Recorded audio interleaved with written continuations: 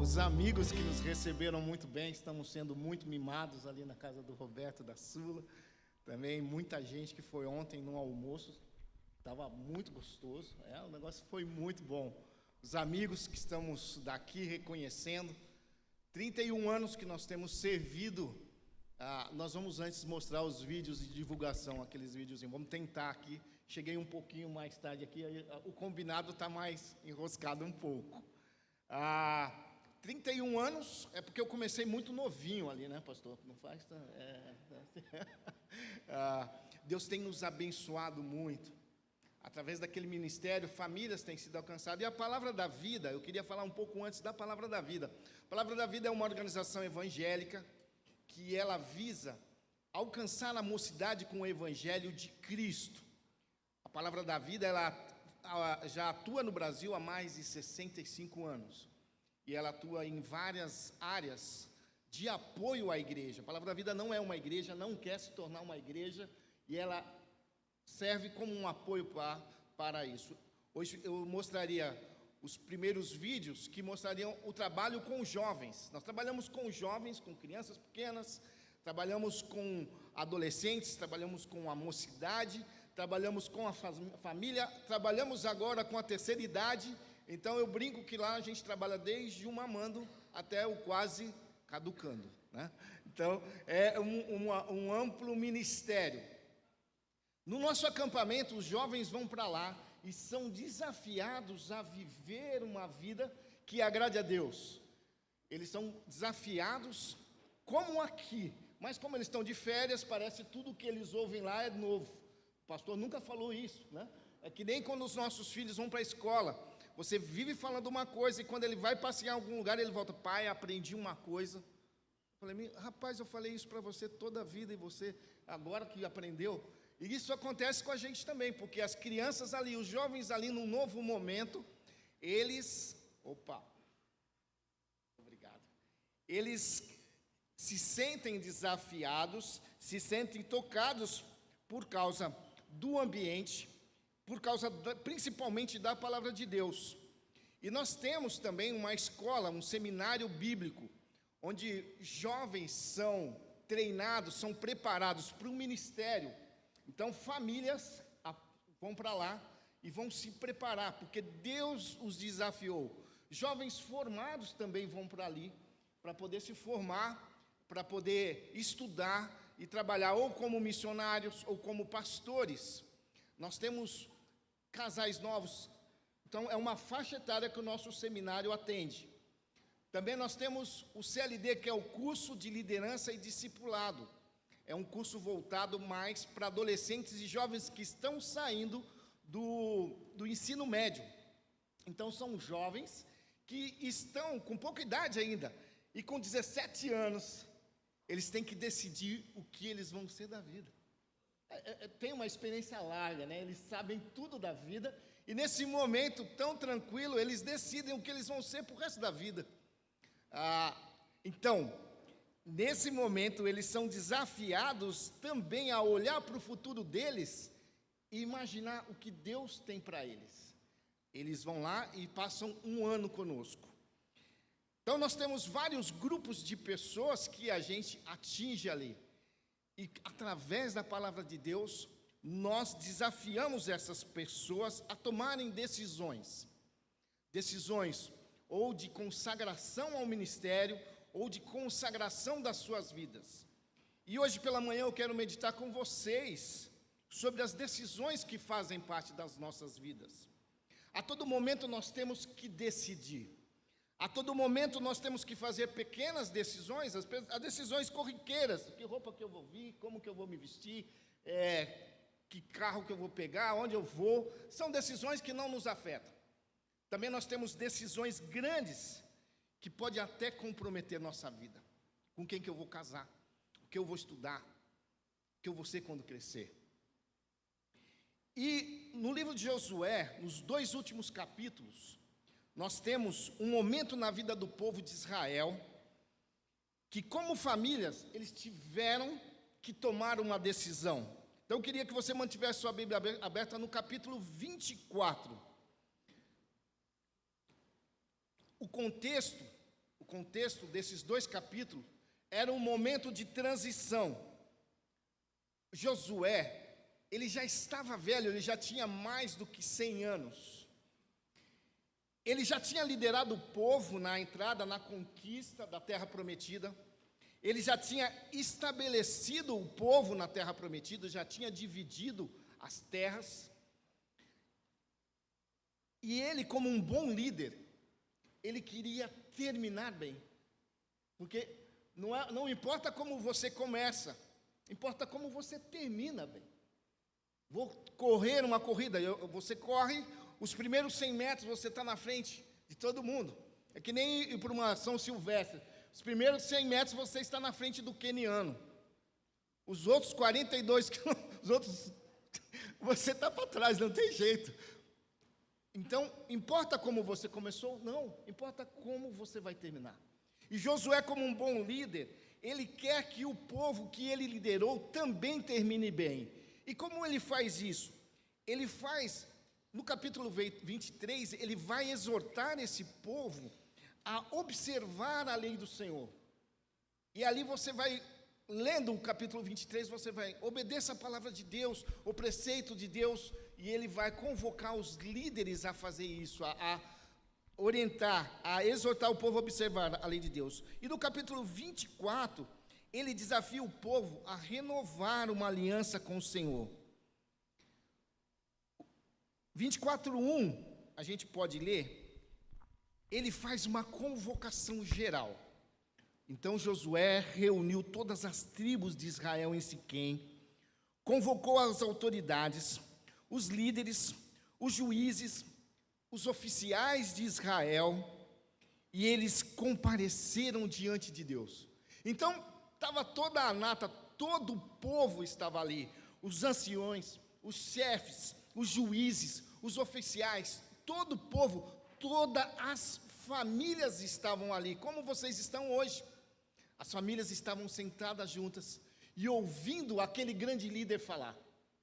E não foi uma fala, um grande discurso, mas uma conversa de uma pessoa com sabedoria, falando com o seu povo e exigindo deles uma resposta, exigindo deles uma decisão. E no começo dessa sua fala, do versículo 2 até o 8, Josué aproveita para olhar para o passado. Quando nós vamos tomar uma decisão, nós precisamos olhar para o passado, precisamos ter informações. E ele quer fazer o povo enxergar a mão de Deus na história desse povo. E ele vai, junto com ele vai olhar a libertação. Ele vai ver o quê? Os pais de Abraão que eram pagãos. Ele vai ver Abraão, eles vão relembrar a chegada até Canaã, eles vão lembrar da entrada no Egito. Você vai lendo isso e você vai vendo, ele faz o povo relembrar. Ele lembra deles na escravidão do Egito, lembram de Deus usando Moisés e Arão para libertar, Deus fazendo, Deus atuando, Deus lutando através das pessoas. Lembram do sustento que ele dava através do maná no deserto. E agora Josué também olha para o presente. Então, quando nós vamos decidir alguma coisa, nós olhamos para o passado, olhamos para o presente. E no presente ele está falando, olha, nós já estamos na terra. Deus já nos deu a terra. As guerras já estão acabando. Nós estamos vivendo um outro momento. Nós estamos vivendo um outro tempo. Percebam isso. Nós já estamos na terra prometida. E agora ele olha para o futuro. E o que eles tinham pela frente? O que eles tinham pela frente era uma vida normal. Estavam saindo de um tempo que Deus atuava diretamente. Um tempo de deserto. Um tempo de provações, de privações, mas que Deus estava presente em cada momento. E agora eles iriam para uma vida normal. Eles iam ter terra, eles tinham que plantar, eles tinham que colher. E quando eles entram, a Bíblia fala que quando eles entram na terra prometida, o maná que há 40 anos sustentava o povo, parou, acabou. Então aquele sustento que era celestial já não ia mais acontecer. Eles teriam que, com suas próprias mãos, plantar, colher, produzir aquele pão, providenciar o seu sustento. Eles teriam que plantar, teriam que colher. Então, Josué olha para o passado, recapitula tudo o que ele passou. Ele queria que eles entendessem que agora eles viveriam outro momento. E nesse novo momento, eles precisariam ter convicções do que eles queriam. O que nós vamos querer? Será que nós vamos continuar servindo o nosso Senhor? Será que nós vamos continuar servindo ao nosso Deus? Ou nós vamos nos curvar diante dos deuses dessa nova terra? E traçando um paralelo desse momento do povo com o momento nosso aqui, nós também passamos por momentos de crise muito profunda. Temos passado, durante esse tempo de pandemia, temos passado durante esses anos que tem vindo por aí, uma mudança de governo, mudanças que nos afetam diretamente. O momento de crise, e no momento de crise parece que Deus é mais real. Quando estamos com problemas, atravessando o deserto, parece que Deus é mais real. No momento da provisão, o maná cai do céu. Você não sabe como, mas Deus providencia para você o sustento. No momento das lutas, Deus luta as nossas batalhas. Parece que a gente está como com José, tocando as trombetas, as muralhas caindo, vendo a ação de Deus diretamente. No momento do luto, das perdas, quando estamos nos despedindo de alguém que a gente ama, nesse momento Deus é tão presente, tão concreto, que quase a gente consegue sentir o seu ombro, o seu abraço. Parece que Ele está do nosso lado, e Ele está do nosso lado. Nesses momentos, até quem não crê, passa a crer. Existem conversões que acontecem no momento de crise. E até quem não acredita, lá no seu cantinho, no seu quarto, fala: eu vou orar. Vai que Ele existe mesmo, não é? No momento da crise, até quem duvida que Deus existe, acaba se curvando a Ele. E geralmente nesses momentos, a gente assume propósitos, a gente assume compromissos com Deus, a gente se aproxima de Deus, a gente vê Deus presente na nossa vida, na vida da nossa família. A gente se curva diante daquilo que a gente não tem controle. Deus, eu não entendo, eu não sei porquê, mas o Senhor sabe, o Senhor esteve comigo, o Senhor está comigo. Nós recorremos a Deus como uma criança que corre para o pai. Pai, tem um cara querendo me pegar, pai. O que eu faço? Eu não acho que esse ano será um ano normal. Nós estamos começando o ano ainda. Acho que vai ser um ano bastante difícil. Mas nós caminhamos para o ano normal. Assim como o povo, nós temos uma vida normal pela frente. Nós vamos ter que plantar, nós vamos ter que colher, nós vamos ter que fazer. E na vida normal, na turbulência, no correr, no girar da roda, nós esquecemos das reflexões que nós fizemos no deserto.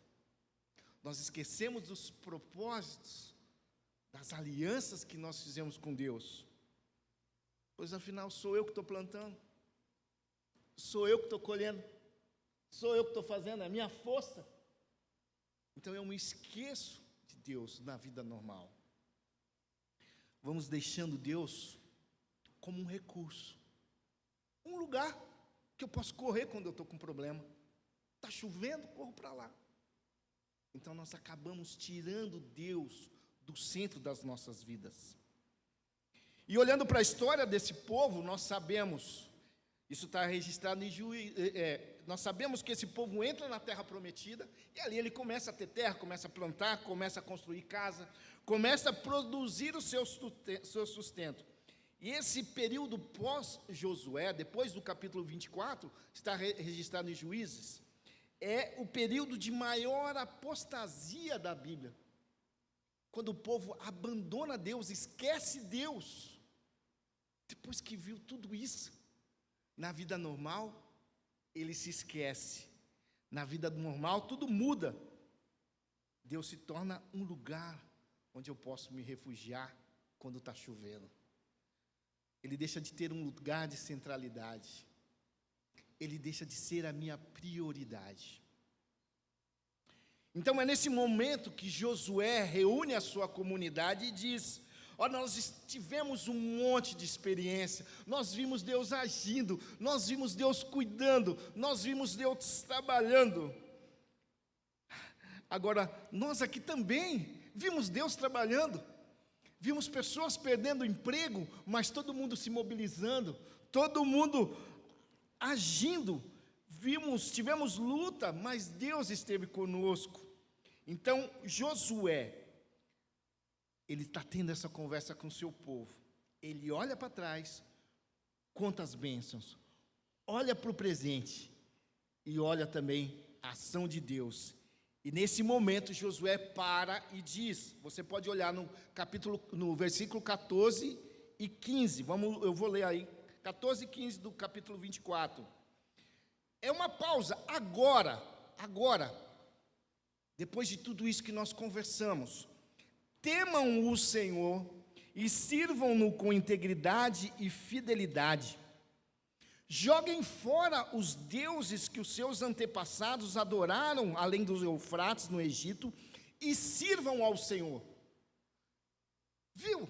É simples, é uma decisão com pouca opção. Quando você tem muitas opções, como é o nosso mundo, nós temos muitas opções, a gente fica, o que será que eu quero ver? Será que eu quero o verde claro, o verde mais verdinho? Já viu essa coisa? A esposa chega, você viu essa cor aqui?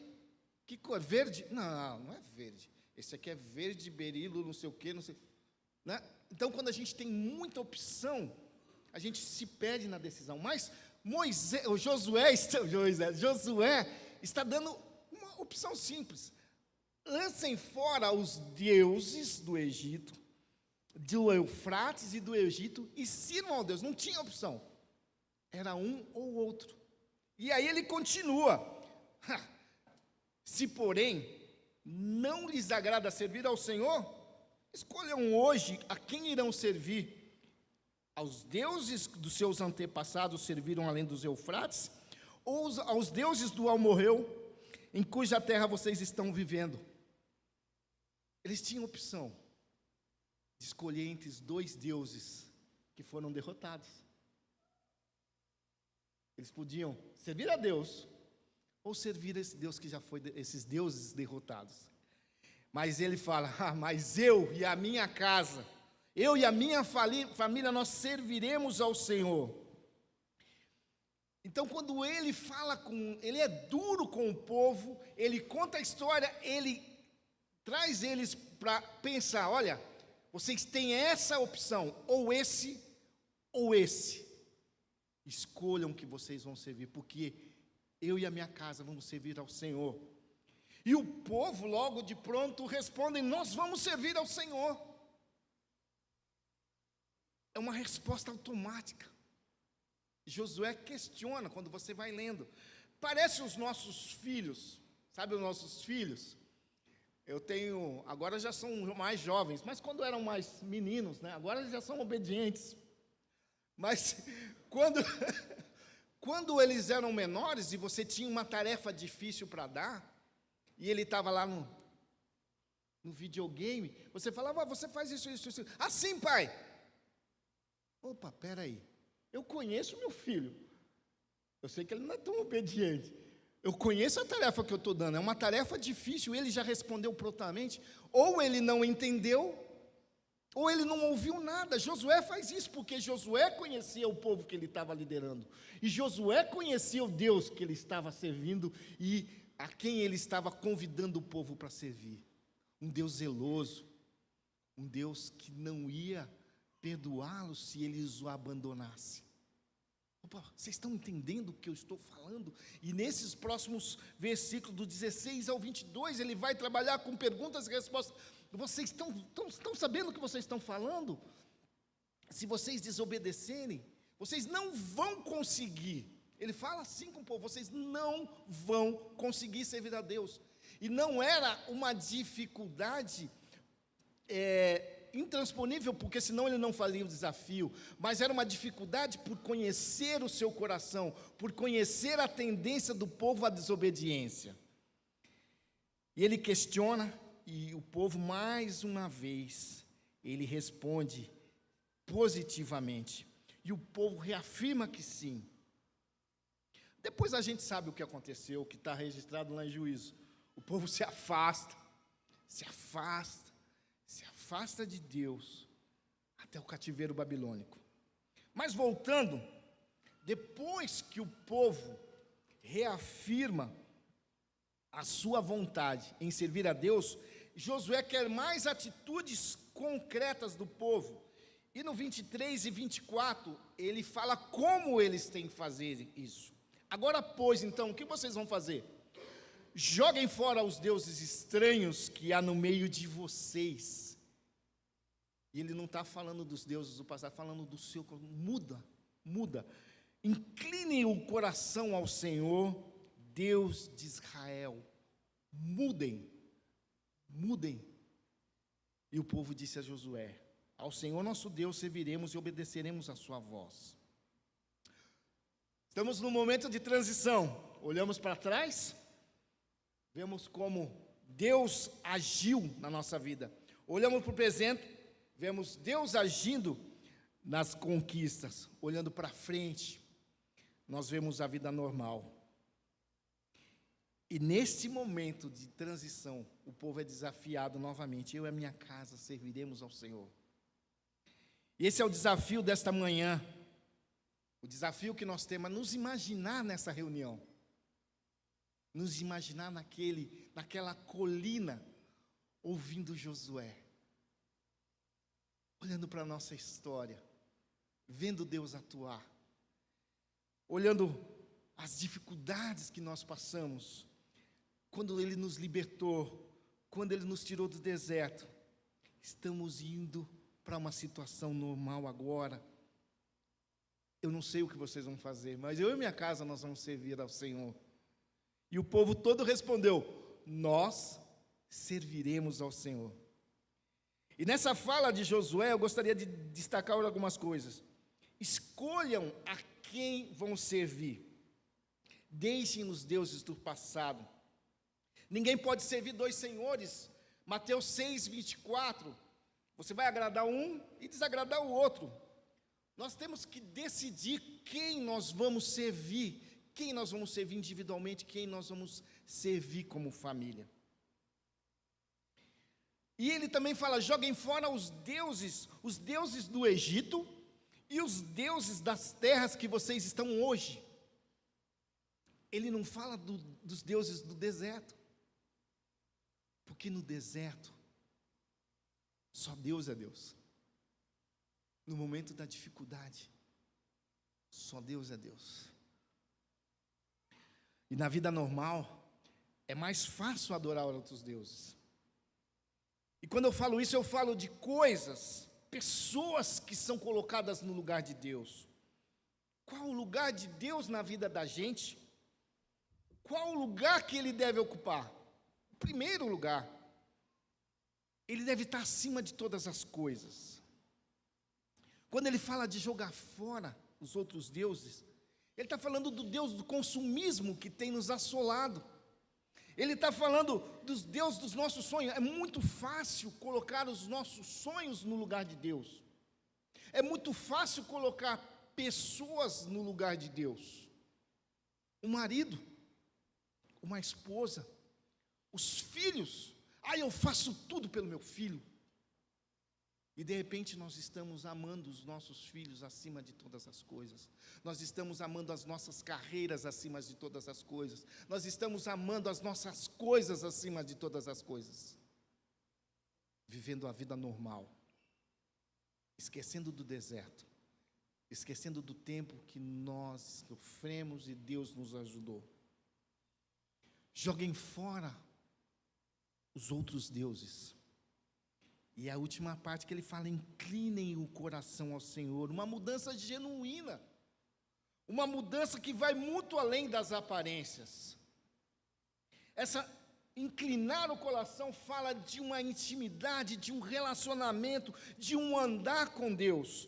Inclinar o coração, uma oração que vai além de um grito de desespero, que vai além de uma lista interminável de coisas que eu quero. Mas uma oração onde eu me entrego, onde eu procuro conhecer esse Deus que eu sirvo e saber o que Ele quer de mim. Como diriam os jovens, um papo reto e sincero com o Criador. Inclinem o coração ao Senhor. E essa decisão hoje você pode reafirmar. Você pessoalmente, você como família, eu e a minha casa, serviremos ao Senhor. Nós vamos reavaliar quem nós estamos servindo. Nós vamos escolher a quem nós vamos servir. Porque a opção é o Deus que nos guia no deserto ou os outros deuses.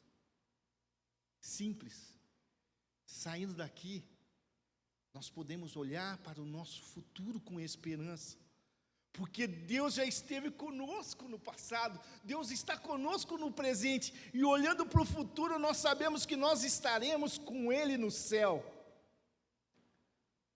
Sabemos que Ele nos guardará, sabemos que a nossa vida terá sentido, nossa família, os nossos filhos, os nossos sonhos, as nossas coisas serão de Deus. Testemunharão do amor de Deus para as pessoas. E as pessoas poderão conhecer ao Deus que você serve. Que estejamos como família inclinando o nosso coração para o Senhor. Nós temos que dar a mesma resposta que o povo deu para Josué. Nós lhe obedeceremos. Temos uma vida normal pela frente.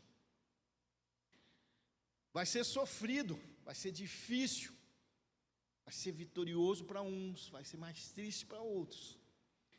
Mas nós precisamos decidir quem nós vamos servir. Porque eu e a minha casa serviremos ao Senhor. E o capítulo 24 ele termina narrando que o povo fechou um pacto, fechou uma aliança, reafirmou essa aliança com Josué. E Josué o que fez? Ele escreveu tudo o que eles tinham conversado. Ele registrou essa aliança. Ele coloca essa aliança num lugar mais sagrado. Ele coloca no templo, próximo do templo, embaixo de uma pedra. Ele escreve nessa pedra.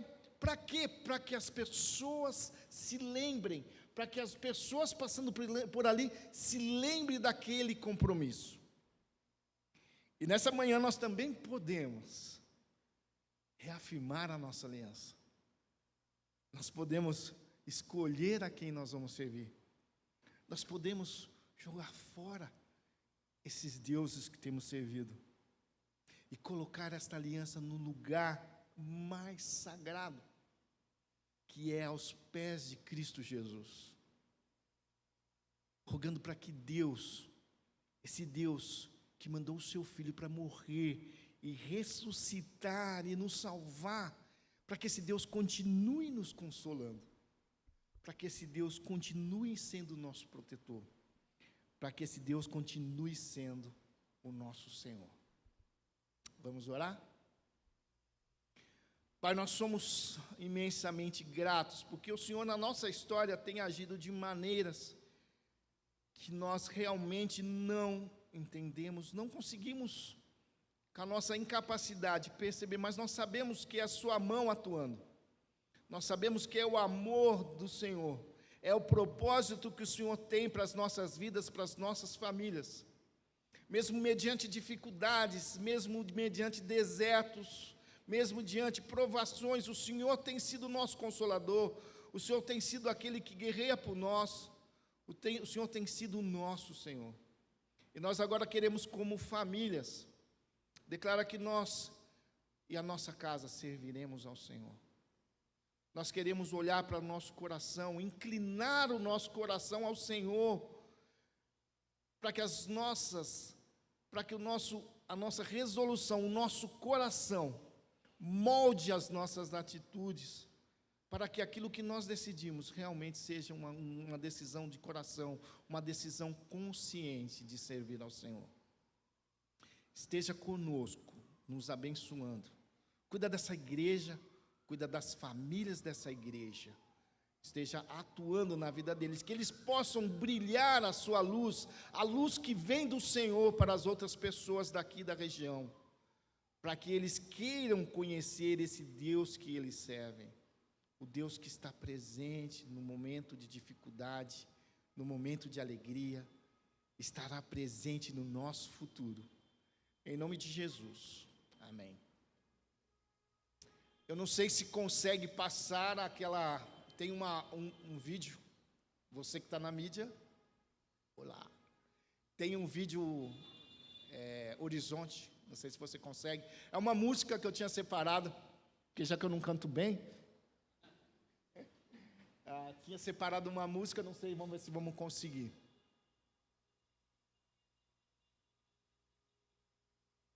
Essa mesmo. Vamos ver se vai sair o som.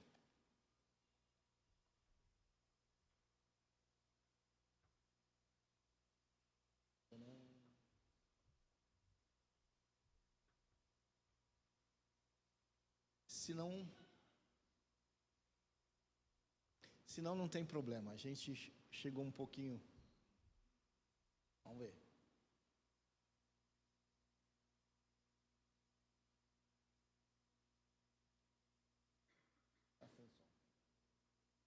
Depois você procura no YouTube, a música chama Horizonte, ela fala, olho para o passado e não temo o meu futuro, sei que Deus esteve presente ao meu lado. Olho para o passado e me encho de esperança, que Deus esteve comigo. E assim eu prossigo adiante, vivendo uma vida normal, rumo a um novo horizonte. A nossa história não termina aqui, muito mais está por vir, porque chegando lá nós vamos conhecer o autor da nossa história. Essa vida normal que nós vivemos serve para glorificar esse Deus que nos criou, que nós vamos ver um dia.